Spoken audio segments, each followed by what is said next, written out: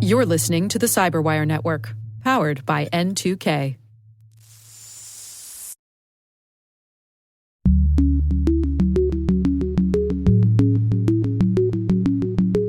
It is not clear in the industry what we're after.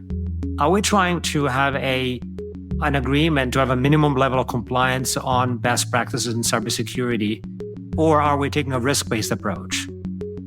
Hello, everyone, and welcome to Caveat, the Cyberwire's privacy, surveillance, law, and policy podcast. I'm Dave Bittner, and joining me is my co-host, Ben Yellen from the University of Maryland Center for Health and Homeland Security. Hello, Ben. Hello, Dave. Today, Ben has the story of a warrantless phone record surveillance program. I explain how reporters from Rolling Stone tracked visitors to Donald Trump's Mar-a-lago. And later in the show, Nick Sanna of the FAIR Institute and Safe Security is here to discuss challenges the White House faces in attempting to harmonize critical infrastructure regulations. While this show covers legal topics and Ben is a lawyer, the views expressed do not constitute legal advice. For official legal advice on any of the topics we cover, please contact your attorney.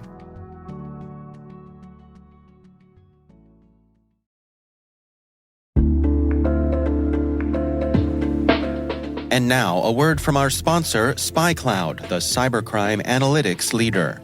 SpyCloud disrupts cybercrime by telling you what criminals know about your business and your customers, so you can take action to prevent ransomware, session hijacking, account takeover, and online fraud. SpyCloud constantly recaptures and analyzes new data from the criminal underground, including credentials, session cookies, and PII siphoned from malware-infected devices.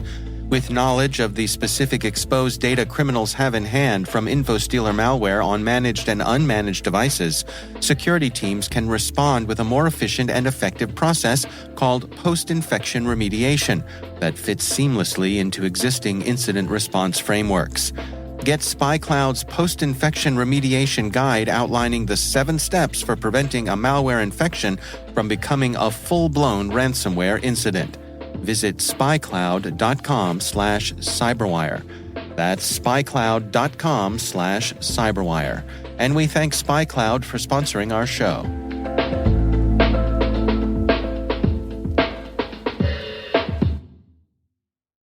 All right, Ben, I am going to start things off for us this week, and I have an article from Rolling Stone. This is written by Aram Sinreich and Jesse Gilbert. And the authors of this article went out and logged into one of the commonly available data brokers, an organization called NEAR, N-E-A-R, the opposite of FAR, and they wanted to see if they could track the comings and goings of public locations or private locations. And in this case, they chose, wait for it, Mar-a-lago. Donald Trump's Fortress? His Fortress of Solitude. Yes, Yep. what he refers to as his Southern White House, is certainly one of the most well-known locations and residences in the United States, if not the world. Yeah, I mean, subject to Secret Service protection. So That's right. It's no doubt it is an important place, but also has had controversy for the potential comings and goings of people there, the guests. There's the whole thing with the top secret documents and all those kinds of things. So it's a place of much interest and intrigue. So the folks at Rolling Stone were curious, what could they find out through run-of-the-mill data brokerage folks? And the answer was a lot. They were able to track using location data, which we've talked about here a lot, the location data that is tracked on all of us through our phones and the apps that we use. They were able to track food delivery workers, mail carriers, guests, all sorts of people coming and going from Mar-a-lago. Now, to be clear here, there are no accusations of anything being underhanded or things that should not be happening. But it is interesting that they could track who was coming and going. One of the things that this is able to do is it will tell you who came and went from Mar-a-Lago, but it will also tell you where they spend most of their nights, which means where do they live, where do they sleep. And this is all free. I mean, they're not They didn't exchange Bitcoin with somebody on the dark web to obtain this data. This is just through a free version of one single data broker's web application. Exactly. So it's very simple. Any idiot, I won't say any idiot, but most people who are mildly technologically savvy would be able to do this if they cared to. Right. Like the old saying goes, nothing is foolproof to a talented fool. Right. So they were able to nail down, for example, who were some of the likely visitors to Mar-a-Lago. There was someone, a pastor, Abraham Adeyemi, who is a pastor at the Fellowship Baptist Church, which is about 20 minutes from Mar-a-Lago. By Googling some of the locations that came up in this search, they were able to narrow it down that it was probably him. Trump had retweeted a tweet that he had posted, that Mr. Adeyemi had posted about a Nigerian pro-Trump parade back in October 2020. So this would be a likely person who would visit Mar-a-Lago, obviously a friend and supporter of former President Trump. So, I mean, it's fun and it's funny, and, obviously Rolling Stone is a very left-leaning publication, so for them to set their targets on Donald Trump is, wah, wah, wah. Dog bites man news, yeah. Yeah, I mean, there's, take that for what it's worth and all of the baggage that comes along with it. But I think this is a fun example, perhaps even a sobering example, of how easy it is that anybody, these authors of this article pointed out, they were sitting in their living rooms and they could log on to a free service, put in a location, and track the comings and goings of that location and narrow down with very little effort who the actual people were who were coming and going from that location. So Mar-a-Lago is one location. Ben, what are some locations of concern? Right. I mean, we're talking about locations that present major national security concerns. The Pentagon, CIA headquarters in Langley, the White House. There are certainly other physical properties that might be subject to this kind of surveillance that might be more serious in terms of national security implications than the former president's residence, although not to minimize the security interests involved there. Yeah. He is the former president, might be the future president. Yeah. So there's certainly something to worry about there. I think the real takeaway from this story, it's not as much a Donald Trump Mar-a-Lago story as it is about the ease of obtaining this data. And it's not just legitimate actors, as they mentioned, like journalists and prosecutors, but if you had blackmailers or foreign intelligence organizations that wanted to obtain this data, they could do so for free and they could do so easily. They might use it to pester a U.S. official with the threat of releasing information. I mean, maybe not Donald Trump, but let's say some other U.S. politician was having an extramarital affair, and that had been revealed based on free searches of this data. That could be used as blackmail, and that could have national security implications as well. So it is very serious, and of course it doesn't only apply to Donald Trump. I think all of us are willingly giving up our location through the thousands of applications that we use. Many of these applications are just Trojan horses for us to share our location data. That data is very valuable. It's purchased. There are a lot of organizations that purchase this data, and any half-witted journalist who's willing to take the time can really learn a lot about a person, about a location based on this freely available data. They mentioned that like flashlight applications, solitaire games, poker games, all things that seem completely innocuous, but might be applications that are pure Trojan horses for us to release our data. So I think that's certainly a matter of concern. And whether national security is involved or not, I mean, I think this is clearly a loophole in our privacy legal landscape. The fact that this is so free and easy, and the fact that this allows not just journalists, but potentially governments to spy on us, I think is a cause of great concern. I think it's something that Congress really needs to address. Yeah, but they point out, the authors of this article point out, they say, that they were able to do this using the free version of a single data broker's web app. They write, now imagine what a dedicated forensic team could do working 24/7 with access to the full paid services of every commercial data broker in addition to all of the other data sources out there, from high-tech hacking to old-fashioned surveillance. And it really does kind of tighten the holes in the web, that they're able to throw over us to know what we're doing and where we're going. Everything from abortion clinics to gay bars to protests to meetings with organizations with special interest groups. All of that stuff is so easy to track now. It's a real problem. It is. The last line of this article says, quote, "Every conversation about the future technology needs to begin with someone asking what's the worst that could happen." I think is the correct frame of looking at this. Even if the specific results of this expose might seem funny, I think we just have to think broadly about the implications of having this freely available surveillance. I do think it's incumbent upon all of us to practice the type of privacy hygiene, if you will, in terms of being selective in what applications we use, turning off location services for apps that we don't use, or even for apps that we do use but do not require location services. I think we all just need to be more judicious about this, because I think we're just not aware of how much data we're producing simply by virtue of the fact that we have a smartphone. Yeah. And I think to the average person engaging in daily smartphone transactions, that's just not something that crosses their mind. And I think as a society, we need to change that and just raise awareness of how much information we are voluntarily sharing and how easy that information is to obtain. Now, maybe people don't care about it. I mean, this is something that we've talked about in the past. Like, I could get a bullhorn and, go into the middle of Times Square and scream about this all I want.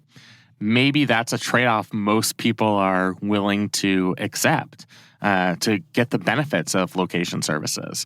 If I want to gamble on FanDuel or whatever, they want to know that I'm in Maryland. That's very useful information for them. They'll probably use it, sell it to a data broker. But I just want to place my sports bet. I'm not thinking about the broader implications of me voluntarily giving them that data. So it's just everybody should take a pause whenever they download a new application. Think about, is this something I really need? And is this something where the app developer is going to get information about me and about my whereabouts that they can sell and give to data brokers?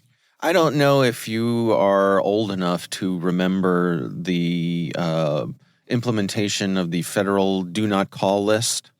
I'm not that young. I mean, I have some Okay. gray hairs on the remaining hairs of my head that I do have. Yeah. Okay. Well, I guess part of why I ask the question that way is that I am old enough that I have lost track of when things happened in my life. All right. So Makes sense. Yeah, that could have been 20 years ago. It could have been last week. I don't know. But the do not call list, which happened back in the days of landlines, was a reaction to the endless number of solicitors calling our homes, interrupting our dinners, and all that sort of thing. Back in the day where the phone rang and we didn't know who it was. Right. Could have been our, grandma wanting to wish us a happy birthday, and it could have been a solicitor. Yeah, we answered the phone. We answered the phone no matter what. That's why it was much easier to do political polls then, because now people are just like, random number, I'm not picking that up. Right. Yeah. So a couple of questions. I mean, would it be possible to have a do not track list? You put yourself on the do not track list and you say anything coming from my device is not allowed to be tracked by data brokers. Yeah, I mean, even the most stringent state data privacy laws have not gone that far, although California has come the closest to doing something like that. I think it is certainly feasible where you could have a phone that opts out to all location tracking, except if you explicitly opt in. Right. That's certainly technologically feasible, and it's something that a state legislature could probably mandate.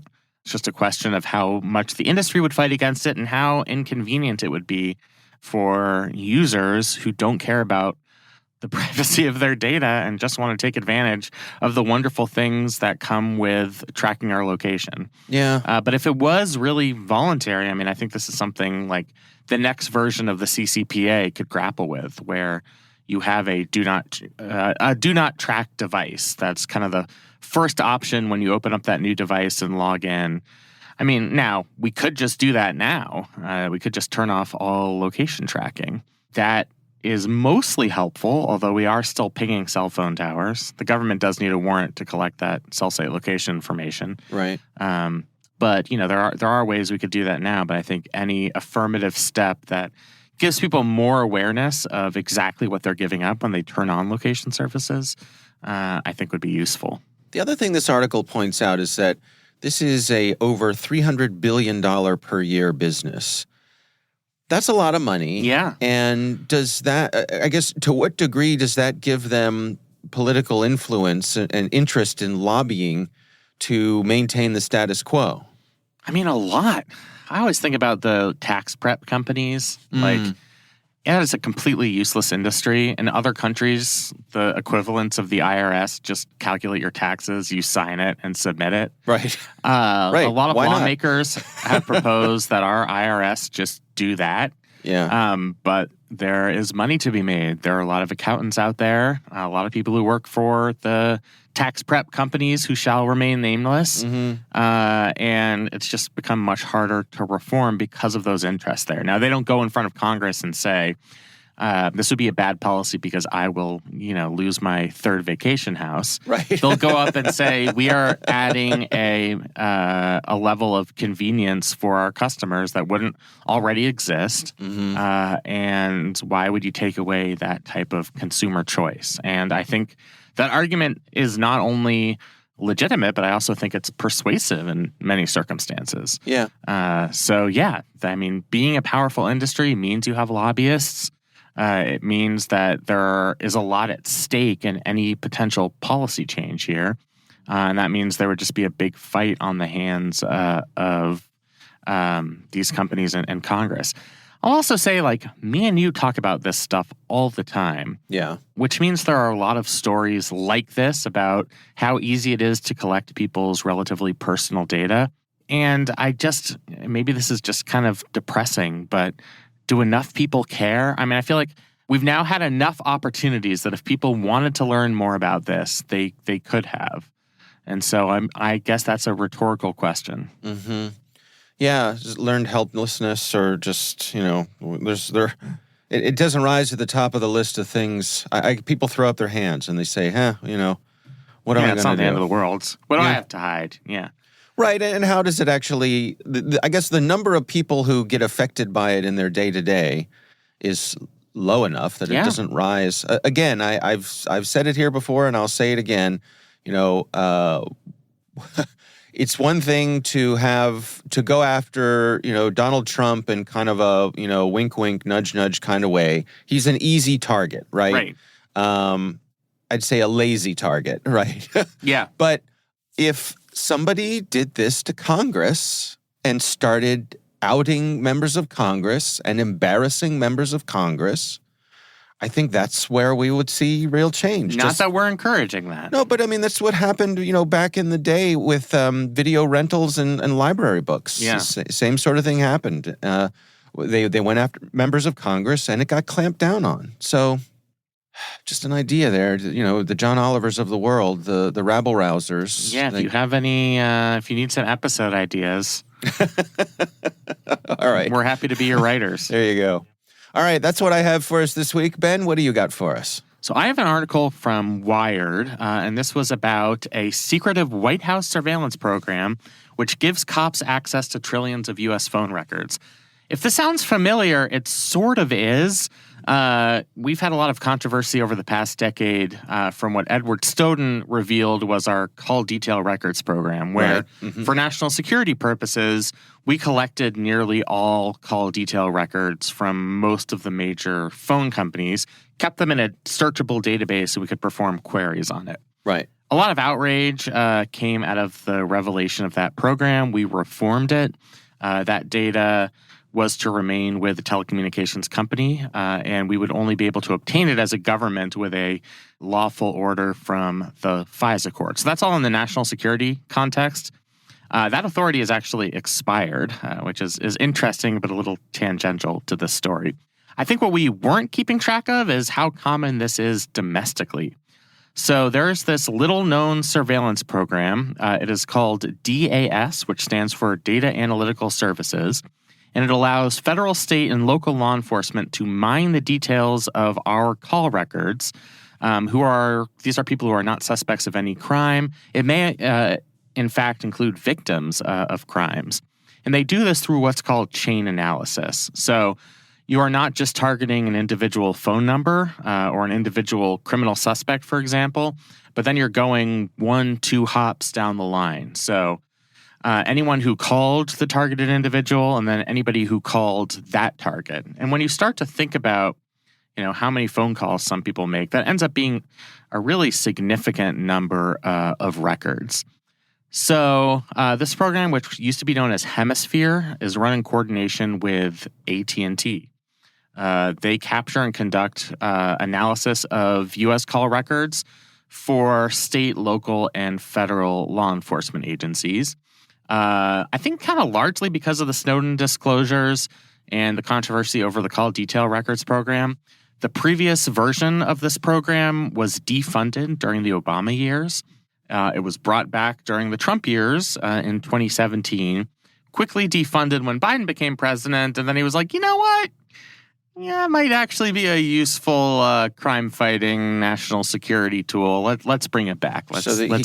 Probably got pressure from his agencies to say, hey, this is a tool we need. This is pretty cool, yeah. So our old friend Ron Wyden, who is always on the lookout for pervasive bulk surveillance programs, sent a letter to the Attorney General saying he had serious concerns about the legality of this program. He is not able to divulge all the information about it because it's classified, but he said that this information would justifiably outrage many Americans and other members of Congress. The question is whether all of this is legal. They reached out to AT&T, and a spokesperson declined a request for comment, simply saying that the company is required by laws to comply with lawful subpoenas.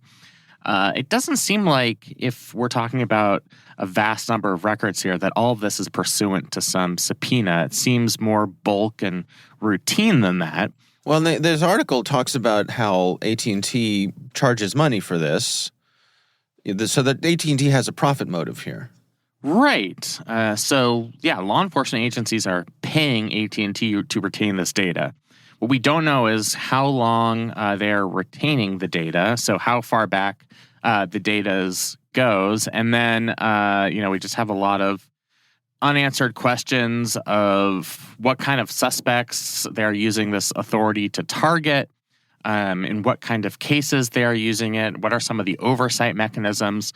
We're really in the dark on all of that. What we do know based on leaked documents is that agencies as diverse as the U.S. Postal Service to the New York Department of Corrections participated in training sessions for DAS. Basically an opportunity for law enforcement to say, hey, here's this awesome tool that we have. If you want to pay AT&T for it, it can be really useful in apprehending criminals. Right. I think depending on how these subpoenas are structured and whether there are subpoenas, I really do question the legality of this. And I'm concerned about the type of bulk phone metadata collection that we saw with call detail records. And that really goes against the spirit of the USA Freedom Act, which was passed to reform these practices. Even though this is not wiretapping per se, they're not actually listening in on people's calls. This is just chain analysis. I think it's certainly cause for concern. And I think it's something that the Justice Department needs to provide answers. And how they're using this, how local law enforcement is using this, AT&T's role, how this is legal under a bunch of federal statutes, including the Electronic Communications Privacy Act. Now, that act may not apply because the collection here occurs through the telecommunications backbone. Generally, ECPA applies to just information kept with the service providers themselves, not over the infrastructure that supports our telephone networks. I know. So many loopholes. This is what lawyers are good for. Yeah. So just so I'm crystal clear here. So after the Snowden revelations, legislation passed on bulk collection. For national security purposes, yes. Right. Mm-hmm. And so what we're saying here is that this program could run afoul of that legislation that was passed post-Snowden. Yeah, so there are two problems with that. One is that legislation actually expired. Okay. This is one of the weirder things that's happened in the past several years. Yeah. The House and the Senate passed separate bills to reauthorize the USA Freedom Act and extend it for a number of years. Okay. They happened to do that in March 2020, which was just the worst time to try and reconcile a piece of legislation through Congress, since we were all in our houses safely watching Netflix and ordering Amazon delivery services. And so it just kind of they never were able to agree on an extension. It never got reauthorized. And also, I think our national security agencies determined that the program itself, collecting phone records for national security purposes, just really wasn't worth it anymore for a couple of reasons. Right. One is because our targets don't really use telephones as much as they used to. And the heyday of Al-Qaeda, for example, and if they are using telephones, it's voice over IP, which would require a different legal authority. And then the other reason is just the nature of the threats that this program was designed to target.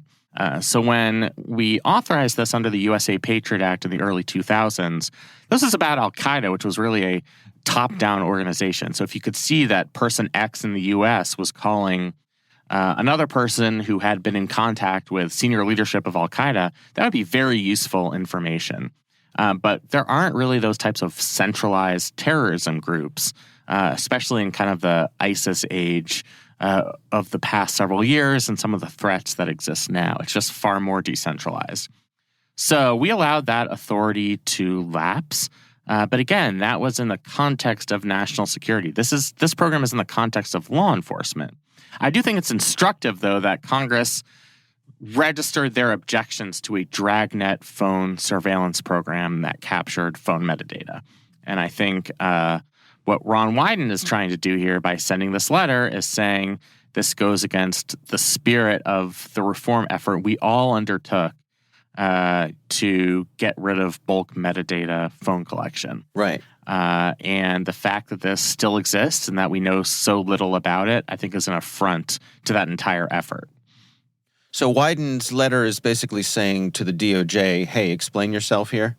Yeah. Basically, it's a challenge to the Attorney General to say, I know what's going on with this program. I'm privy to classified information as a member of various intelligence committees in the Senate. He has access to this information, and I think he's telling Attorney General Garland or Garland's designee to come clean here. Tell us what's going on, how this is being used, release pages of documents related to this project. Now, Wyden's letter, let me just get a little, gossipy here. So Wyden's letter to the DOJ is leaked. That's how Wired gets a hold of it. Do we think Wyden's staff leaked it? Whoops! Yeah. Is that how these sorts of Did things I work? accidentally CC Wired? What a terrible mistake. Okay. I have no idea if that was an earnest mistake. But it's plausible. It's plausible. Yeah. It is plausible. Okay. All right. Well, we will have a link to that story in the show notes. Of course, we would love to hear from you. If there's something you'd like us to consider for the show, you can email us. It's caveat@n2k.com.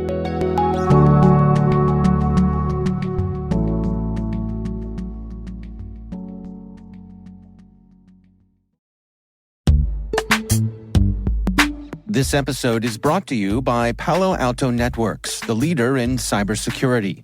As AI-driven attacks increase, organizations can't afford to have network security that's stuck in the past.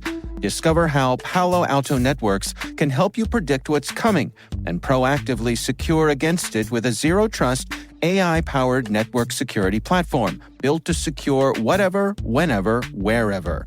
To learn more, visit paloaltonetworks.com/network security platform.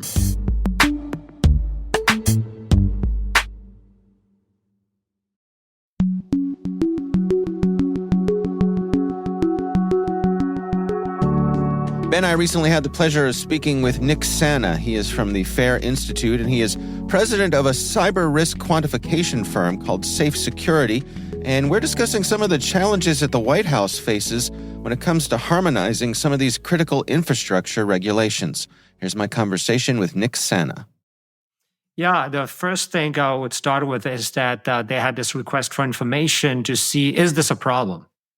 And from my perspective, especially from the Fear Institute perspective, it's absolutely a problem. I don't understand why we need to rehash it again. There's been many studies conducted by many institutions that basically have documented that regulatory overlap is causing many CISOs to spend half their time just reporting on regulatory requirements versus actually managing security. So depending on organization, again, it varies from between 60 and 70% of the organization. And so that has been widely documented by organizations like, MIT, or I've seen an article on Fordham Law Review, Bipartisan Policy Center, GAO, General Accountability, Government Accountability Office, and, and FEI and the IRS. I mean, the number of organizations have been saying that regulatory, harmonization is a must has been well documented. So we're a bit surprised to see that yet another request for information to explain the problem. I think we need to move forward and start answering some question: who's going to enforce, that harmonization? And so that's what I think the main subject should be. Can you give us an example of where we're seeing this overlap and the kind of trouble that it introduces? Yeah, both in government and and in private entities. A CISO may be subject to multiple regulations that can be redundant. I know that if I think about the commercial sector as an example, banks have multiple regulators. They need to report to Federal Reserve and the OCC, so that's Treasury, and then FDIC, and then there's New York, that is requiring some risk assessments to be done, and then state of California and many state requirements. And so you're finding organizations that have like dozens of regulation, oftentimes redundant, slightly different. It keep the teams very busy trying to document the status of affairs versus improving it. Similarly, in government, there's many. They have many different regulatory agencies asking for different pieces of information, oftentimes duplicate and redundant in no one way. In a setting where even at the office of the National Cyber Director, and they're saying that organizations should be regulated once and respond once, and be able to report to many. So that's a nice objective, but it's still not the reality for many organizations on the ground. When it comes to critical infrastructure, obviously, we're concerned about safety. Are there any incidents here where, beyond just the amount of time that it takes a CISO to deal with all these sorts of things, are there any contradictory regulations or issues along those lines? I think the main contradiction, I would say, is that it is not clear in the industry what we're after. Are we trying to have an agreement to have a minimum level of compliance on best practices in cybersecurity, or are we taking a risk-based approach?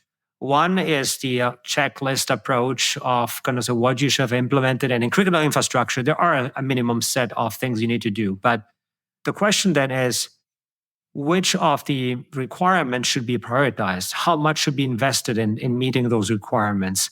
That's where the risk-based approach comes in.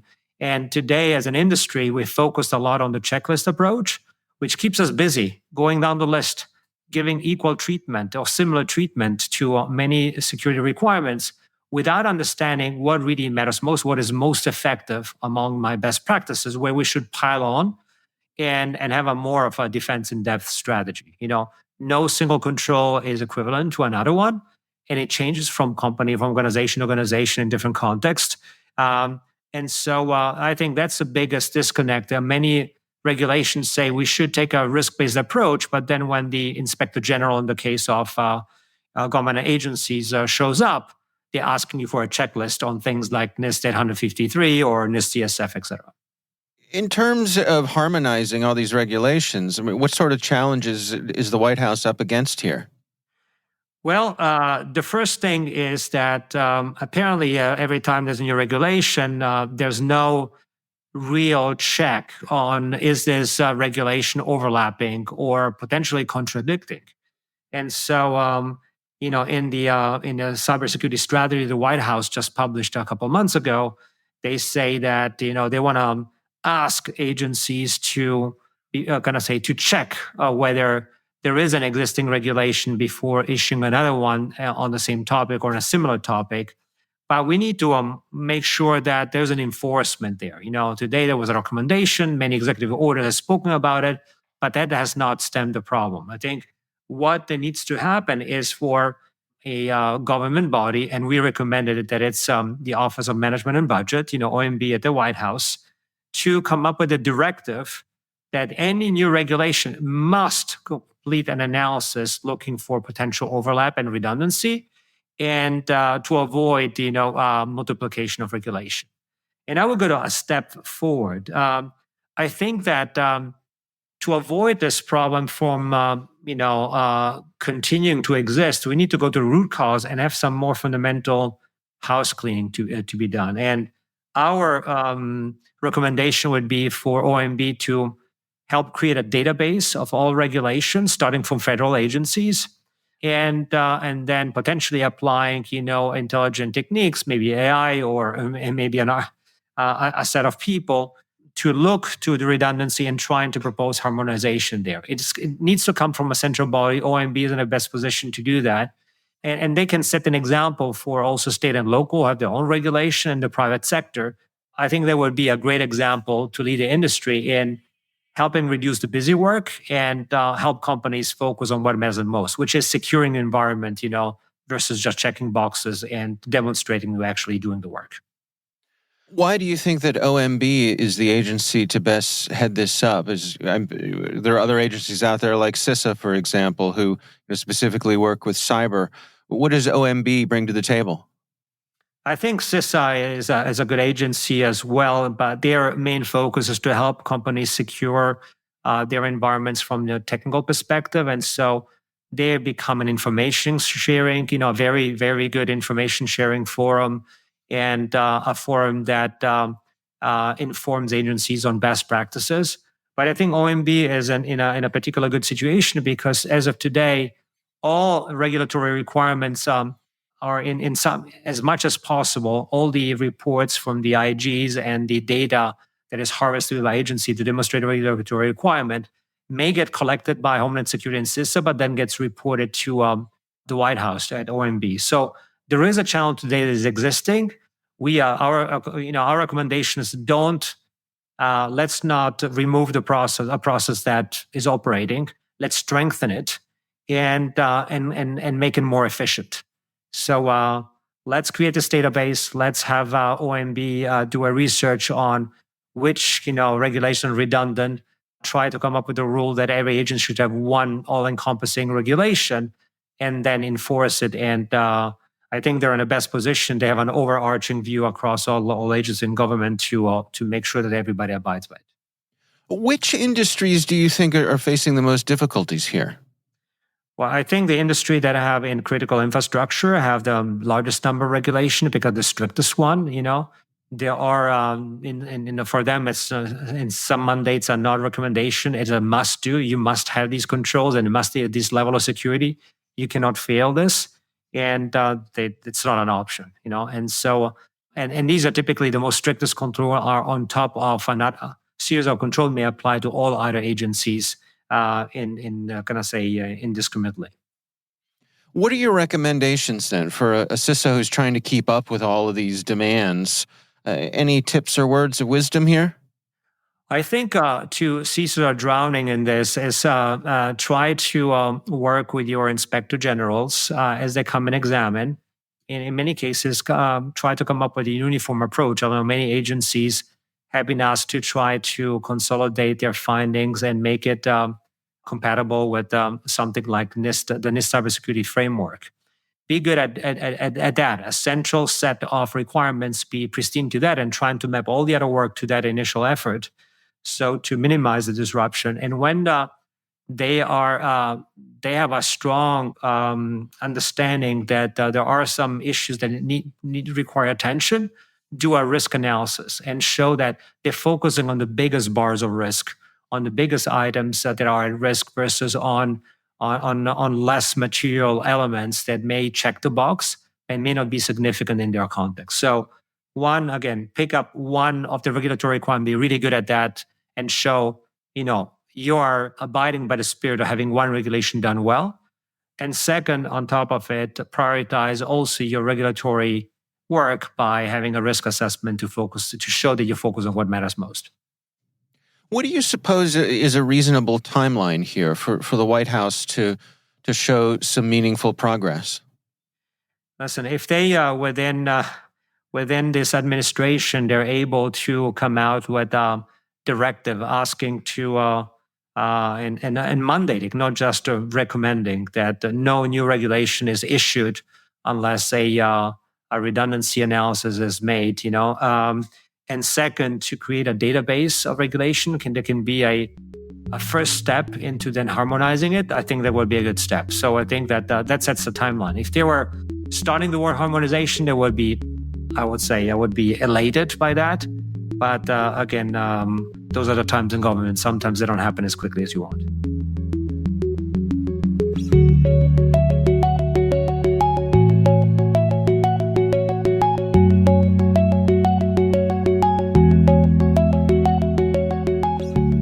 Ben, what do you think about this? Yeah, really interesting interview. I think it just gets to the challenge of these CISOs where you have all of these cyber incident reporting requirements, whether it's through the SEC, state governments.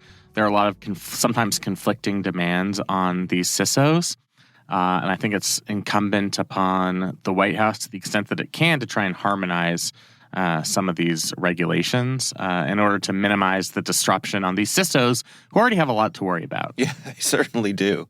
All right. Well, our thanks to Nick Sanna from joining us. Again, he is with the FAIR Institute and also from the cyber risk quantification firm Safe Security. We do appreciate him taking the time and sharing his expertise.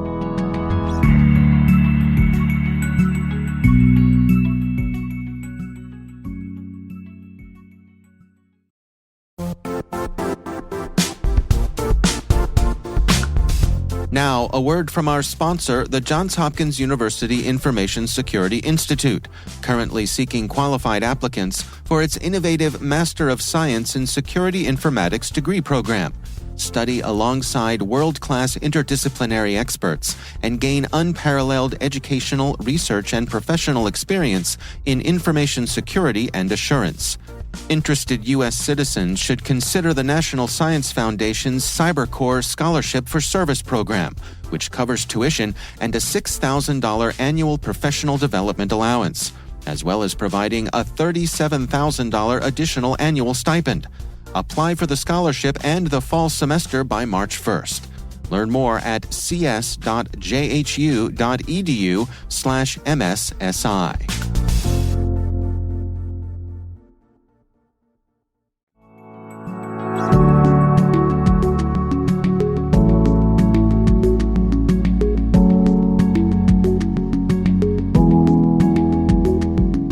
That is our show. We want to thank all of you for listening. A quick reminder that N2K Strategic Workforce Intelligence optimizes the value of your biggest investment, your people.